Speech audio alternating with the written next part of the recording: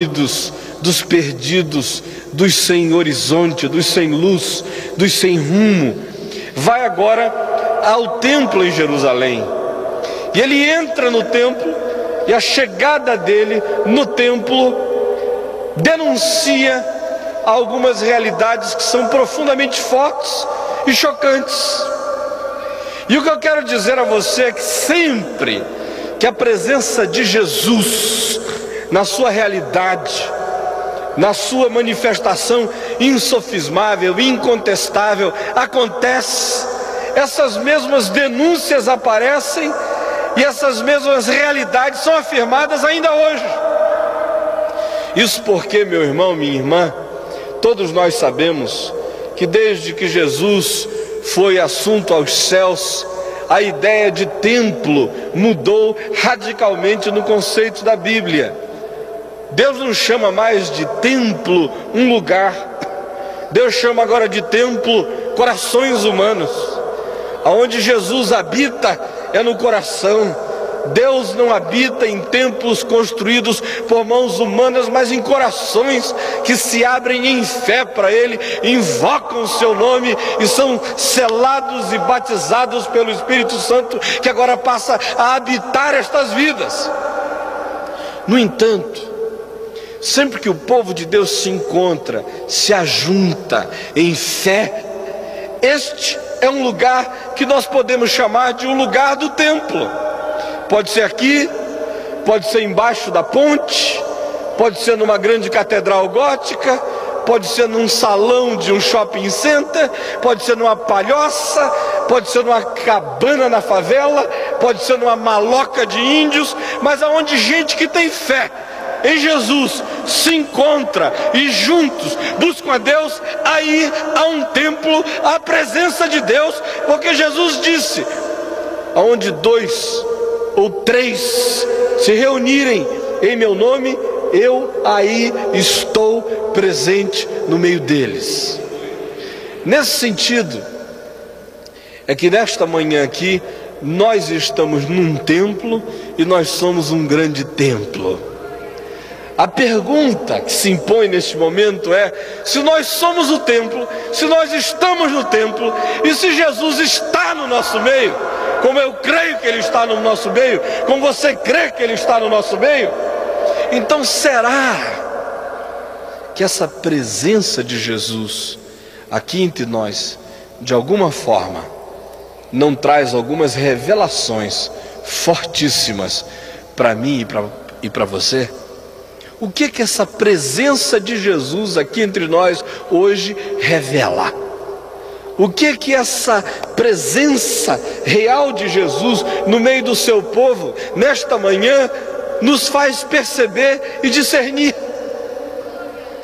Como eu disse, eu creio que a presença de Jesus no templo em Jerusalém revelou uma série de coisas que continuam a ser as mesmas coisas que Ele revela sempre que um ajuntamento desse se manifesta, se dá e acontece. Senão vocês vejam, primeiramente, Jesus revela as falsas razões de alguns de nós num ajuntamento como este. Quando a gente vem a um lugar como este, a gente não vem só por boas razões, por razões justificáveis. Alguns de nós vêm por razões injustificáveis, vêm por falsas razões. Como a minha esposa disse há pouco, às vezes é possível que a gente esteja aqui por razões outras, que não sejam as mais legítimas, as mais genuínas, não sejam as motivações mais fundamentalmente boas para nos trazerem a esse lugar de culto, a esse ajuntamento de fé do povo de Deus. Aqui, lendo a palavra de Deus, Jesus inicialmente denuncia aqueles que fazem do ajuntamento do povo de Deus um bom negócio. Ele diz no verso 12 que, entrando no templo, percebeu ali os que, estando no lugar, vendiam, e os cambistas que trocavam dinheiro. Ele entra e denuncia as motivações de alguns que estão ali, não para adorar a Deus, mas para fazer um bom negócio. Ora, todos nós sabemos que que há muita gente que continua a vir à casa de Deus para fazer apenas bons negócios. E essa ideia dos bons negócios é muito sutil. Alguns vêm até para fazer bons negócios com Deus. Alguns vêm apenas para dizer: eu acho que se eu for, eu vou receber uma bênção, um aditivo da bênção e da misericórdia de Deus na minha vida, que vai me fazer prosperar. Eles não vêm por Deus mesmo, eles vêm por aquelas coisas que Deus possa dar a eles. A gente olha em volta no país e também descobre em alguns lugares onde há cultos inteiros sendo gerados e pessoas que são ajuntadas, e às vezes as motivações para ajuntar essas pessoas não são as mais legítimas nem as mais genuínas, é apenas um bom negócio. Por que você está aqui nesta manhã? Será que as motivações mais genuínas, mais profundas do seu coração são aquelas que trouxeram você aqui, ou há algumas motivações espúrias por trás disso tudo? Jesus também denuncia e desmascara aquela manifestação de pessoas na presença dele que acontece simplesmente em função de um mecanicismo religioso. Diz a palavra de Deus ainda no verso 12 que havia não só os que estavam ali para fazer um bom negócio, mas havia ali os que estavam para se servir do bom negócio. Havia os que vendiam, mas também havia os que compravam. E o que eles compravam? Eles compravam culto. A lei de Deus determinara no Antigo Testamento que as pessoas deveriam ir à casa do Senhor levando alguma coisa. Deveriam levar pombinhos ou passarinhos ou animais para serem sacrificados no altar de Deus, e esse tinha que ser um gesto da vida. Pombinho que você criava, o animal que você cevava e trazia à presença de Deus, depois de meses e de anos de expectativa, dizendo todo dia: isto aqui eu estou criando para Deus. Mas o que acontecera no templo de Jerusalém era o contrário. As pessoas já não preparavam mais o culto a Deus, já não gastavam meses nem dias pensando naquele grande momento de oferta do coração diante de Deus. Ao contrário, chegavam ali e compravam o pacote já feito, o culto assim plastificado, o passarinho já criado por alguém que você comprava na entrada. Se o maior era um culto um pouco mais abençoado, já uma ovelhinha preparada, penteada para você sacrificar. Você não pensava em nada, não colocava o coração em nada, não ofertava nada, não tinha passado dias de expectativa diante de Deus, vinha na sua distração, simplesmente entrava, quanto custa, pagava e agora oferecia a Deus. O pacote da bênção já estava preparado. Hoje em dia a gente não está comprando ovelhinha nem pombinho para entrar no templo, mas a gente corre o risco de comprar o pacote da bênção já preparado. Você diz lá, eu não preciso nem preparar meu coração para ir, eu já sei que eu vou ser abençoado. O pastor vai estar dirigindo o louvor gostoso, vai haver um pregador que vai pregar a palavra, o coral vai cantar um hino maravilhoso, o conjunto vai trazer algo maravilhoso. Eu não preciso nem me preocupar, a bênção já está no pacote, basta eu chegar lá, que eu vou ser beneficiado automaticamente. Mas não é isso que a palavra de Deus ensina. Como o pastor Paulo disse, há alguns que podem até vir aqui pregar num culto e ficarem igual estátuas geladas ali, sem participar de nada, pensando que apenas o pacote que eles vão trazer é o que vai abençoar você. Meu irmão, minha irmã, Deus não vende pacotes de culto. Deus não vende pacotes de culto. Ou você traz o seu sacrifício para Ele, ou não há nada que eu possa dar a você que faça você trazer alguma coisa agradável a Deus. Não há nada que você compre aqui que vai justificar seu culto diante de Deus. Ou você prepara e traz isso desde casa, desde o fundo do coração, ou você concentra toda a sua mente, toda a sua força, toda a sua emoção, toda a sua alma, todo o seu pensamento a Ele, ou não há culto possível que você venha prestar a Ele. E ainda Jesus desmascara a presença no ajuntamento do povo de Deus que acontece só por razões teológicas e doutrinárias. Ou seja, há um grupo de pessoas aqui que Jesus também desmascara e denuncia. Eles aparecem no verso 15, que são os principais sacerdotes e os escribas, que veem as maravilhas que Jesus faz, mas estão muito mais preocupados com a conveniência ou não de certos atos e de certos momentos do que com as maravilhas. Estão muito mais preocupados em questionar a doutrina de Jesus, as ações de Jesus, a mensagem de Jesus, a teologia de Jesus, o que Jesus diz, como diz, quando diz, do que receber a bênção de Deus. Quero falar com você, especialmente com você que já há anos vem caminhando no Evangelho. Isso é uma doença que pode atingir o coração, especialmente daqueles que com o passar dos anos vão se sentindo assim maduros e sofisticados na fé. Gente que começa a se tornar especialista em Deus, em doutrina, em mensagem, em pregação. Já não ouvem mais a palavra de Deus com o coração aberto. Eles estão ali só para pesar, para medir, para julgar, para avaliar, para ver os detalhes.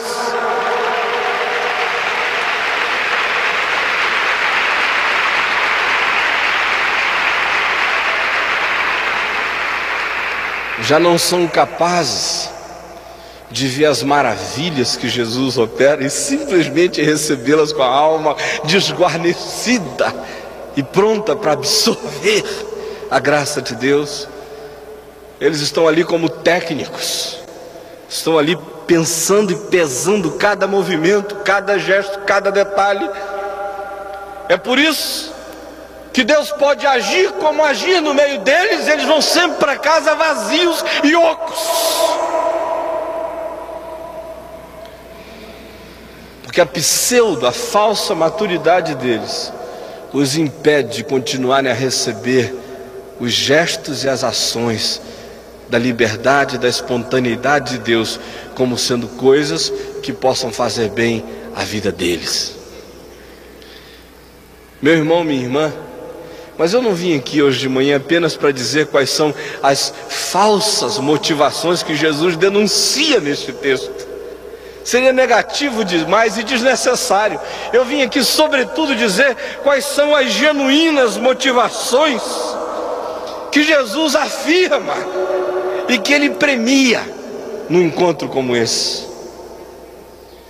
Se de um lado Ele tira a máscara dos que vêm aqui apenas para fazer um bom negócio com Deus, se de um lado Ele tira o disfarce daqueles que vêm aqui apenas para oferecer um culto mecânico, um pacote teológico que eles acham que já está preparado e que traz bênção inerente em si mesmo, se de um lado Ele denuncia aqueles que já não são mais capazes de ouvir a voz de Deus porque estão tão preocupados com os detalhes doutrinários que perdem a palavra de Deus, de um outro lado Ele diz quais são as boas razões para você estar aqui.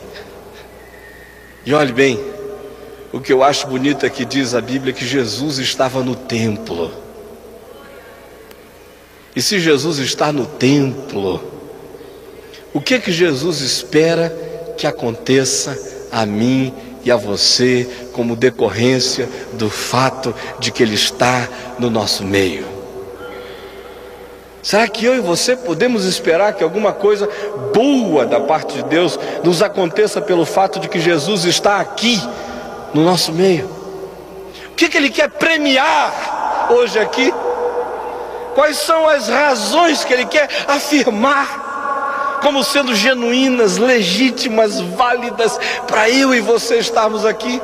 Quais são as expectativas espirituais que Jesus quer de fato recompensar nas vidas daqueles que aqui estão? Primeira delas aparece no verso 12 também, que nos diz que Jesus entende e afirma que um ajuntamento como esse só é válido quando eu transformo este lugar num lugar de orar e de ver orações respondidas. Repita isso comigo em voz alta: Este é lugar de orar. Repita isso comigo. Este é lugar de orar e ver orações respondidas. Todos nós juntos. Este é lugar de orar e ver orações respondidas. Senhor Jesus, expulsa os cambistas, os vendedores, os que fazem negócio, os que compram culto pronto, todos esses dizem: olha, está escrito, a minha casa será chamada casa de oração. Minha casa será chamada casa de oração. Que coisa fantástica! Talvez alguns de nós não percebamos que este é de fato o elemento mais essencial que caracteriza todo o nosso aproximar de Deus.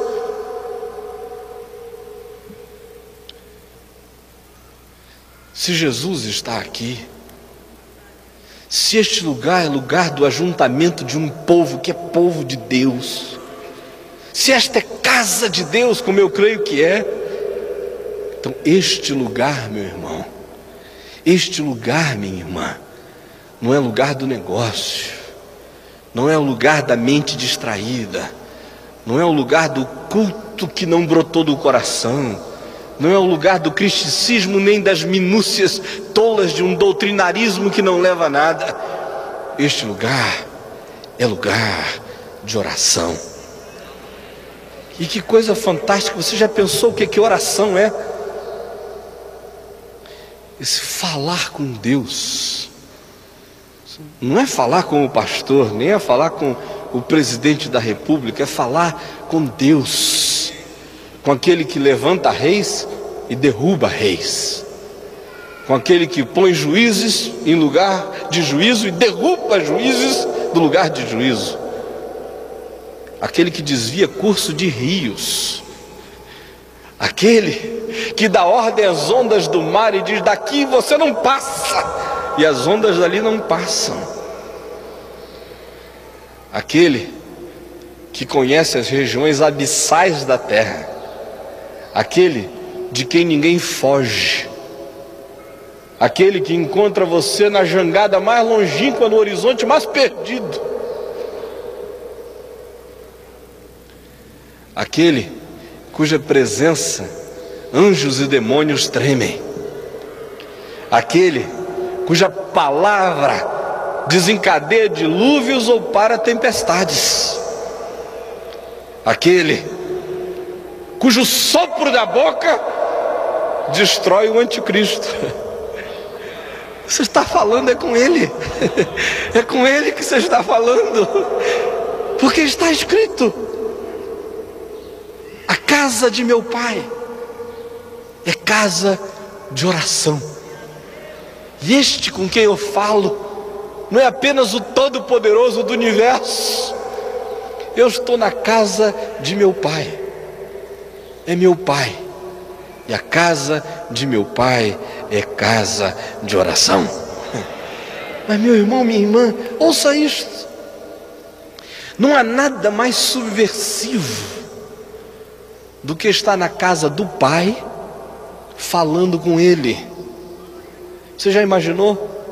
Seu marido está em casa, coração duro, fechado, não sabe que você está aqui fazendo uma conspiração, participando da maior de todas as subversões, tramando com Deus a respeito do dia em que o coração do seu marido vai ser demolido e vai cair e vai se render a Jesus.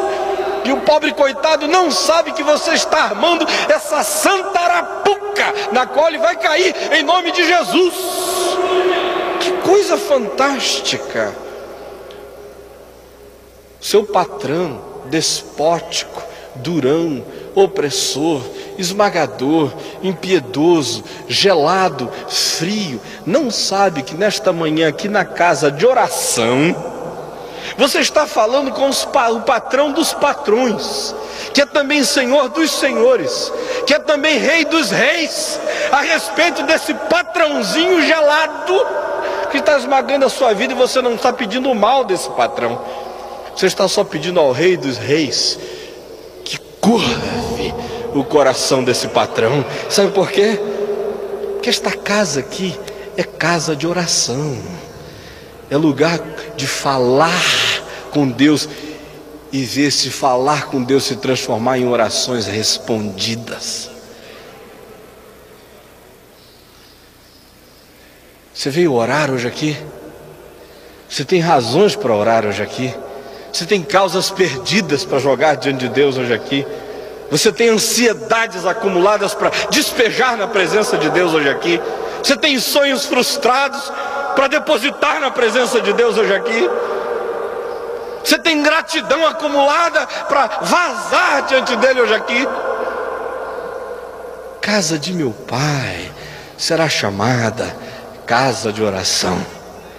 E eu gosto da versão de Marcos e de Lucas que diz: casa de oração para todos os povos, para gente de qualquer tipo, para o pobre e para o rico, para o que sabe, para o que não sabe, para o inteligente, para o quase estúpido, para o que pensa com profundidade, para o que pensa com perspectivas rasas, para qualquer um, de qualquer cor, de qualquer etnia, de qualquer procedência. Se vier ao Pai, vai encontrar audiência, vai falar com Ele e vai ser respondido por Ele, em nome de Jesus. Você crê nisso?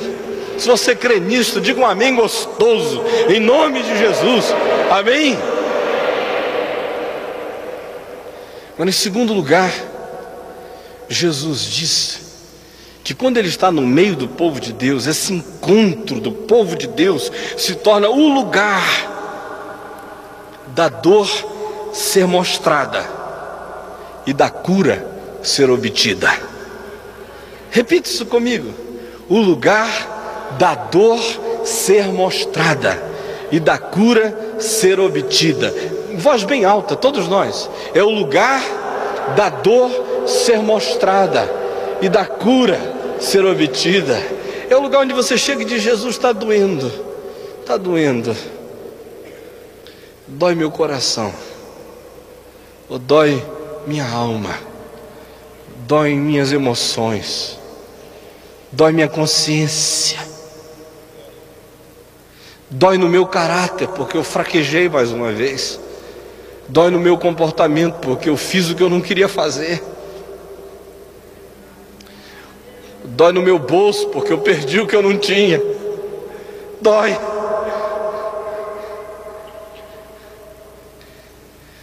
Dói fundo dentro de mim porque eu amo e não sou correspondido.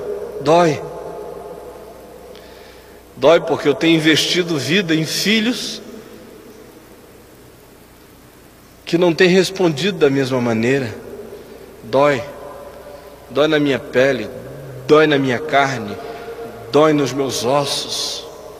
É o lugar da dor ser mostrada, da mazela ser desnudada, da infelicidade ser descoberta, da angústia ser revelada, da ferida ser absolutamente exposta. É o lugar dos nossos disfarces acabarem. Se você manca, não faça de conta que você não manca. Se você é coxo, mostre que você é coxo.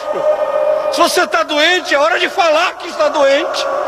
Se você está sentindo dor, é hora de dizer que dói aqui. É hora. Porque Jesus está no templo. Veja o que diz o verso 14: vieram a ele no templo cegos e coxos, e ele os curou. Que coisa boa! O templo é lugar de cura. Agora, é lugar de cura para quem diz: eu sou coxo. É lugar de cura para quem diz: eu sou cego. É lugar de cura para quem confessa seu mal, sua chaga, sua agonia. É lugar de cura para quem doente vem a Ele. Não é o pastor, não é ao templo.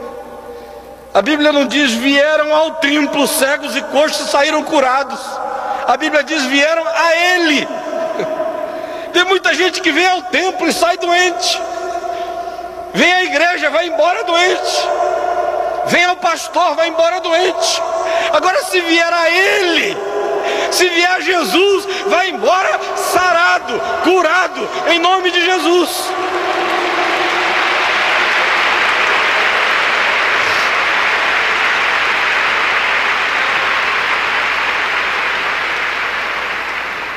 O templo estava lá.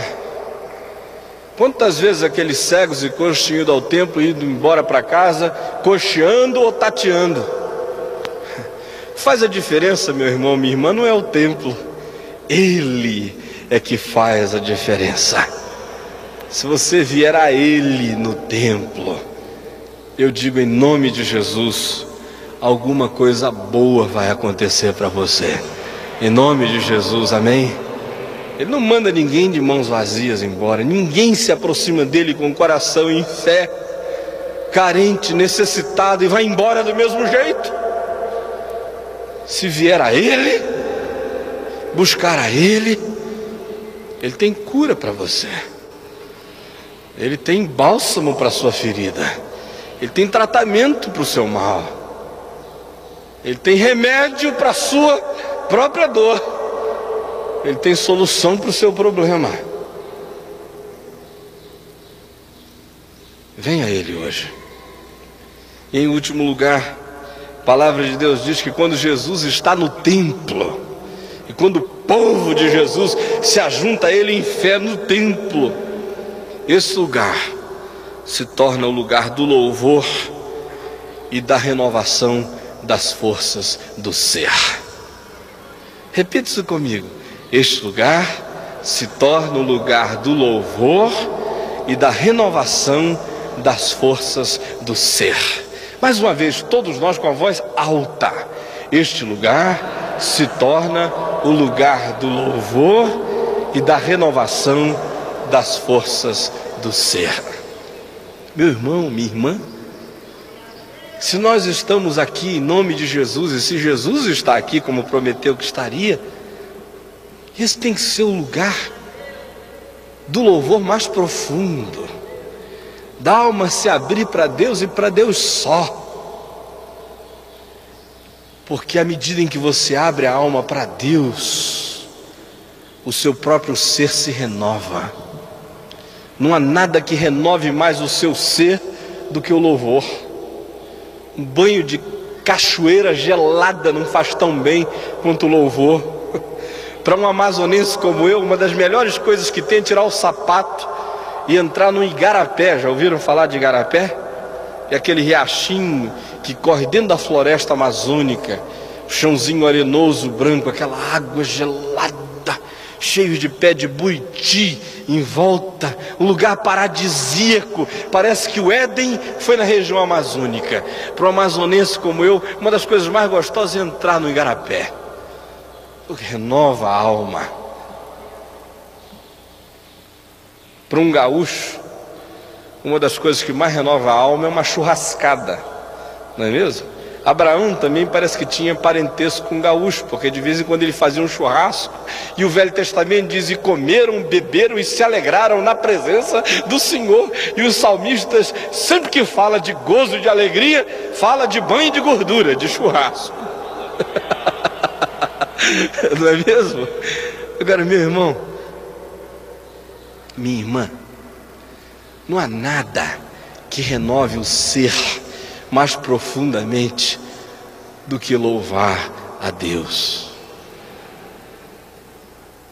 Você pode estar falido, negócios quebrados, recessão pode ter caído em cima de você, impiedosa.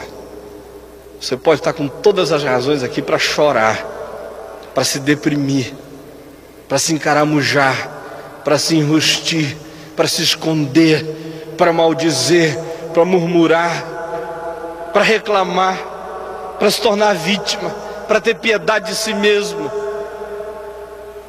Mas se ao invés disso, você resolver hoje aqui em nome de Jesus, que porque Jesus está no templo, você vai louvar Você vai arrancar da alma poesias para Deus, e você vai celebrar o nome dele.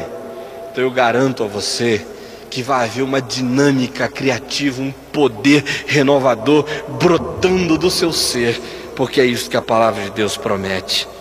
Diz a Bíblia que, vendo os principais sacerdotes e os escribas as maravilhas que Jesus fazia, e os meninos clamando hosana ao filho de Davi, indignaram-se e perguntaram a Jesus: ouves o que eles estão dizendo? Respondeu-lhe Jesus: sim, claro, nunca lestes? O que eles estão fazendo tem tudo a ver com o Salmo 8, verso 2. Eles estão cumprindo uma profecia que diz: da boca de pequeninos e crianças de peito tiraste o perfeito louvor. Gente grande não louva a Deus. Gente assim muito metida, madura, não louva a Deus. Só louva a Deus quem mantém o coração de menino, coração sapeca, faceiro, criancinha, de peito, faminta, que mama, que balbucia, que olha para o pai e diz: meu Deus, ele é meu herói, é meu pai. Esse louva. Se meu pai pode tudo, meu pai sabe tudo, meu pai é maravilhoso. Quem perde essa cabeça de criança faceira, sapeca, desaprende a ser gente e desaprende a louvar a Deus. Você só louva a Deus se você tiver alma de criança. É criança de peito, é pequenino, é gente simples, é gente descomplicada, é que oferece a Deus perfeito louvor. Gente grande, gente pseudo-madura, gente importante, gente que acha que sabe muito, gente que acha que galgou os níveis mais elevados da espiritualidade, viram pedra, não louvam nada, ficam geladas, engessadas, maceradas. Gente de alma simples, gente com coração de criança, é gente que salta para Deus, que louva a Deus, que celebra a Deus, que traz do coração os elogios supremos ao Senhor.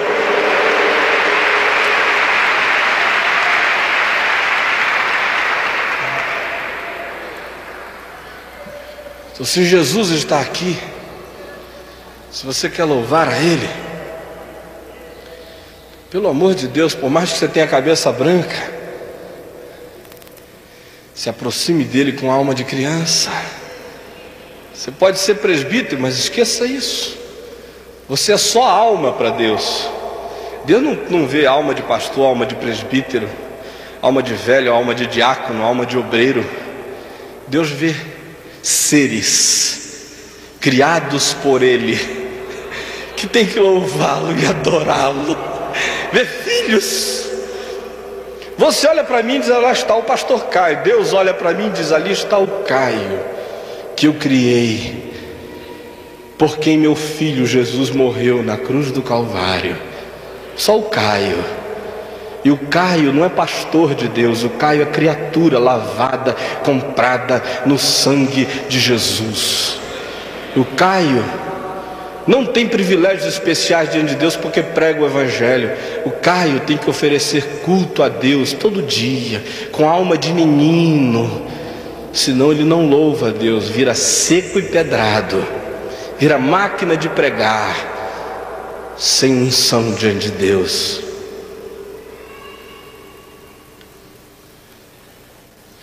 Meu irmão, minha irmã, mas eu disse que o louvor tem um papel de renovação das forças do ser.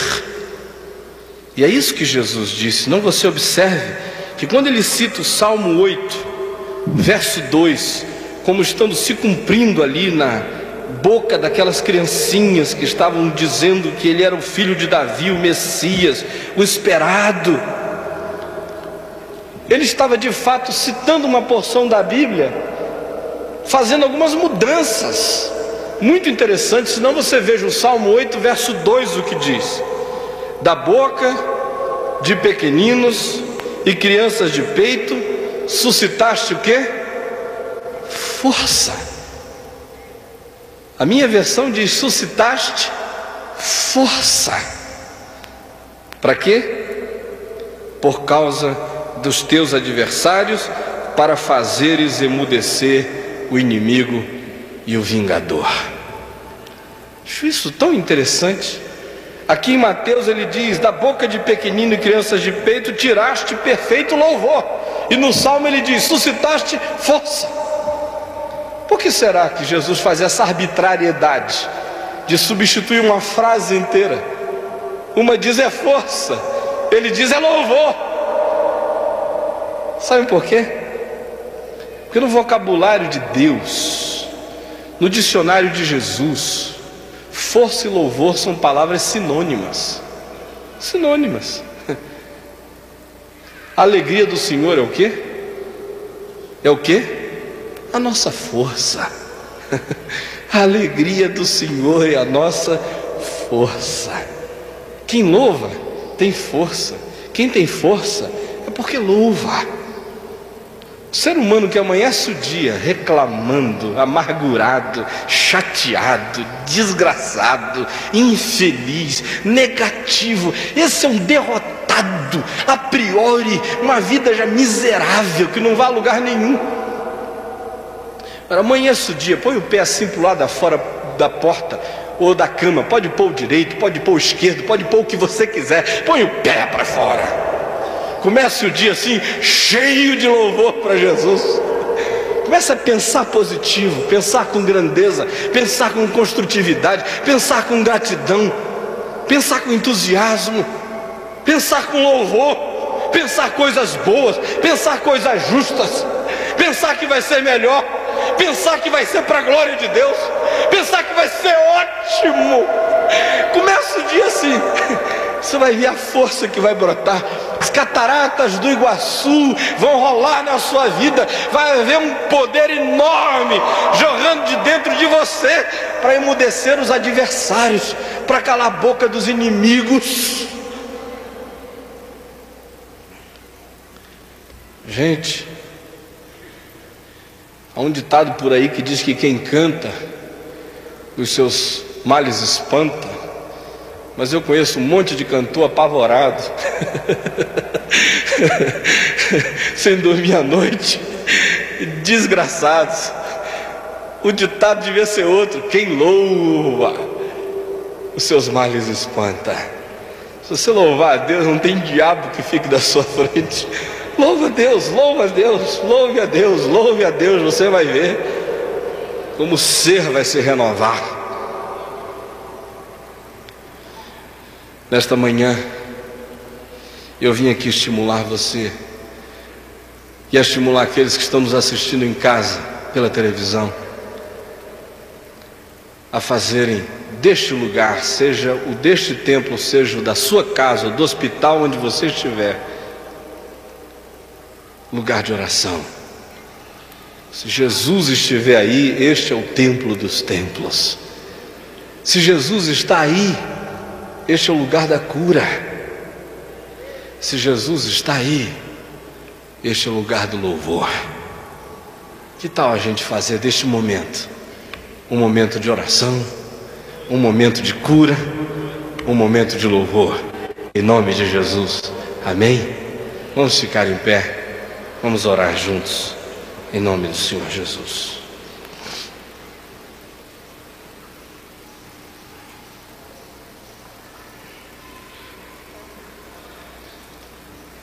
Eu não vou convidar você para vir aqui à frente. Eu gostaria apenas que aí no seu lugar você curvasse a sua cabeça, você fechasse os seus olhos. Se você quer orar comigo, faça um gesto simples de fé. Levantando uma de suas mãos, nós vamos orar juntos em nome de Jesus.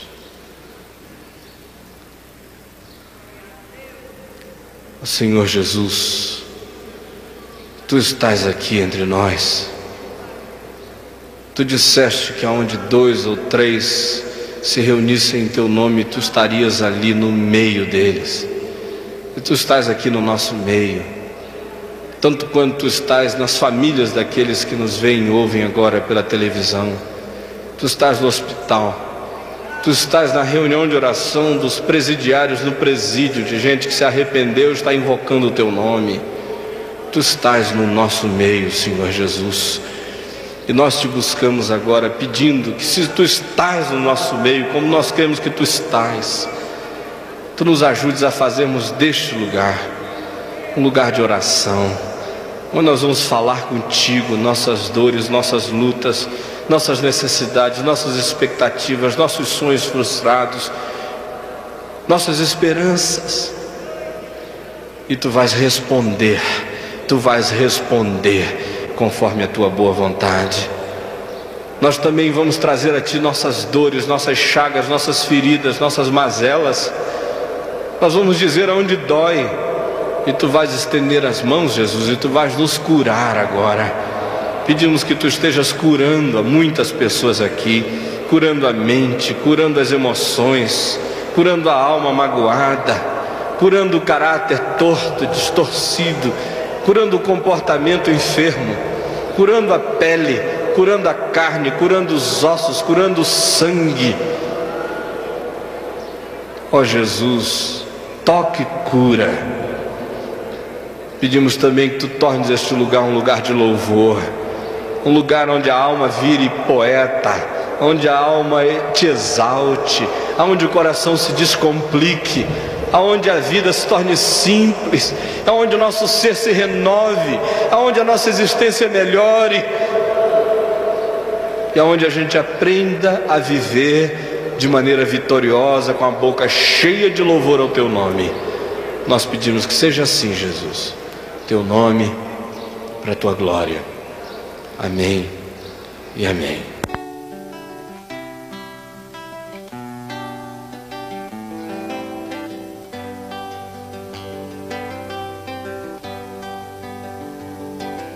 O Senhor é o meu pastor, e nada, nada, nada me faltará. Deitar-me faz em verdes pastos, e guia-me pra junto das águas tranquilas.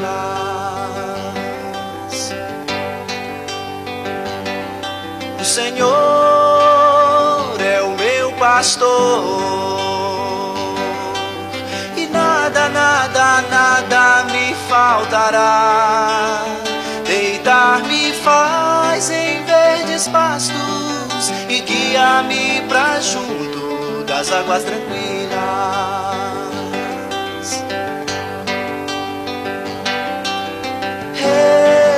Refrigera minha alma,